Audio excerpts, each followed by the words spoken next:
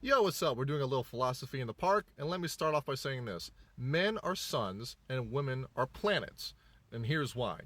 So, men's role in society, which we all universally understand, is to provide, protect, and to give guidance and direction, okay? That's really, that last one you can count as four, but it's really three main things, okay?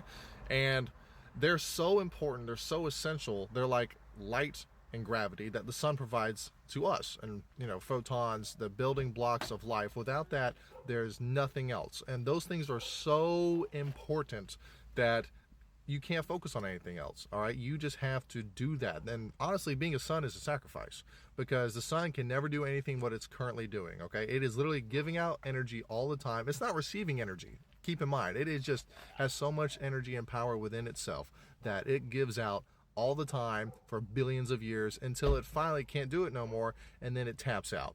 But in the moment, while it's giving out energy, it is the most beautiful thing that allows everything that we know in existence to survive. It provides for protection, it provides a gravitational pull. And think about our sun. It's actually set up a really cool solar system, okay? We got 8 different planets to compare ourselves to.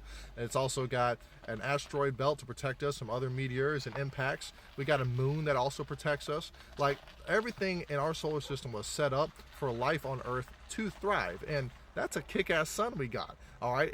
It doesn't do, on paper, it doesn't have a very complex life, but the amount and the weight of what it does is so important that it literally has 8-9 planets flowing around it. And if you do some research, most stars are barren. They have no planets around them.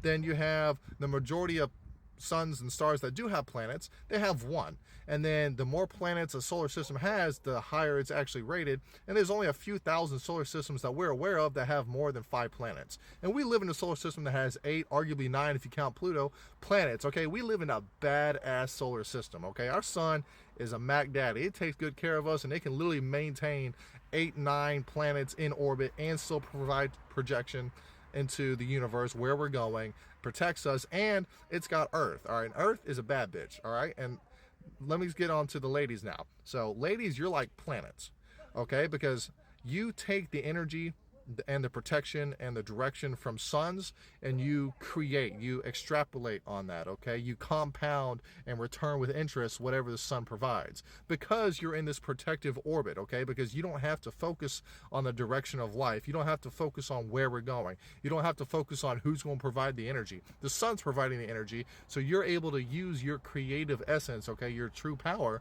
to create life. And look at what the Earth has done, okay? She's a bad bitch. We got so much different varieties of life going on, so many different people, so many different landscapes and cool things to see, and different creatures that live on this planet. Like, it's amazing what you can do when you're in an orbit in alignment with a sun, and you're just right there where you need to be. But that is a relationship with understanding, okay? There's a universal law that the sun and the earth have that never is questioned, okay? And it's so precise that even ancient civilizations who didn't have the level of science and telescopes and radar and sonar and sound waves and everything we use to measure the a seeable universe, they didn't have that. They just followed the stars, but they were able to project 10, 12,000 years in the future and in the past what the star systems and what was going to happen on this planet, just because that's how strong the universal laws are between the sun and the earth.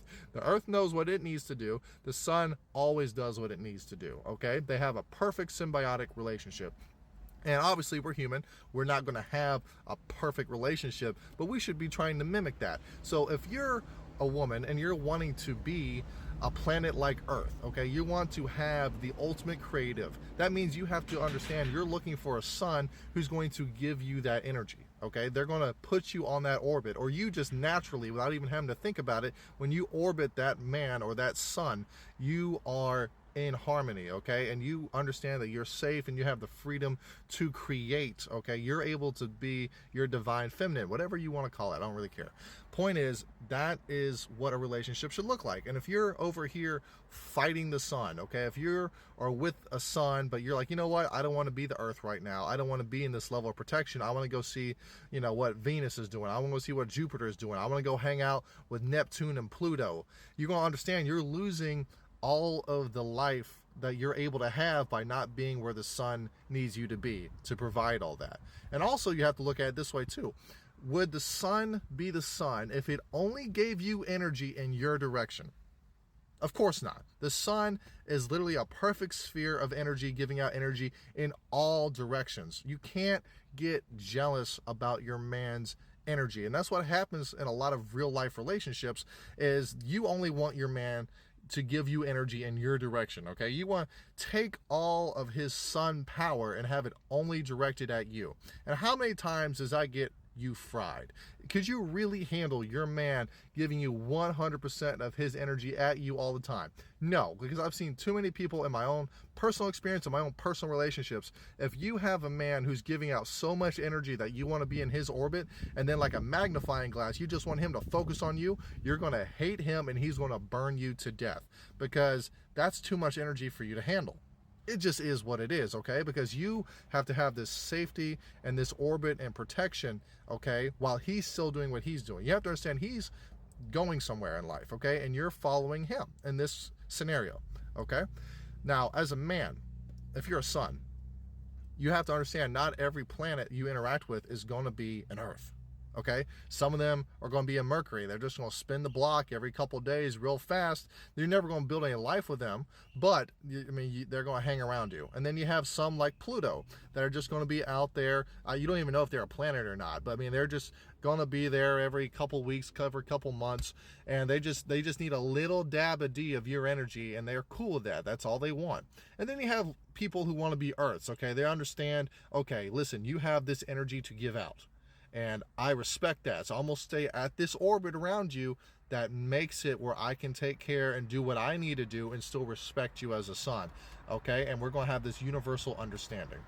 And then lastly, you have asteroids. You have people who want to bounce around from solar system to solar system, from star to star, and just see what's going on, okay? They're not going to be able to build any life. They're not going to be able to take the energy that you give them and turn it into something. Why? Because they don't respect boundaries. They don't respect paths. They want to have their own path. And some of them can pull it off. Some people can be asteroids forever. Good for them.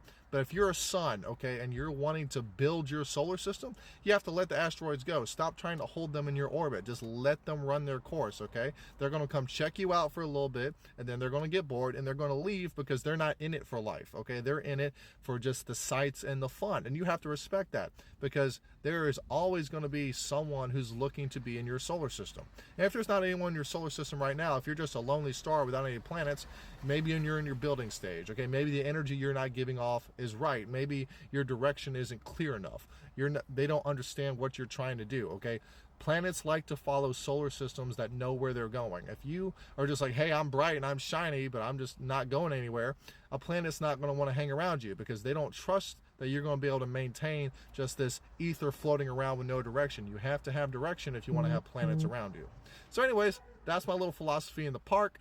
Enjoy it, and I'll talk to you next time.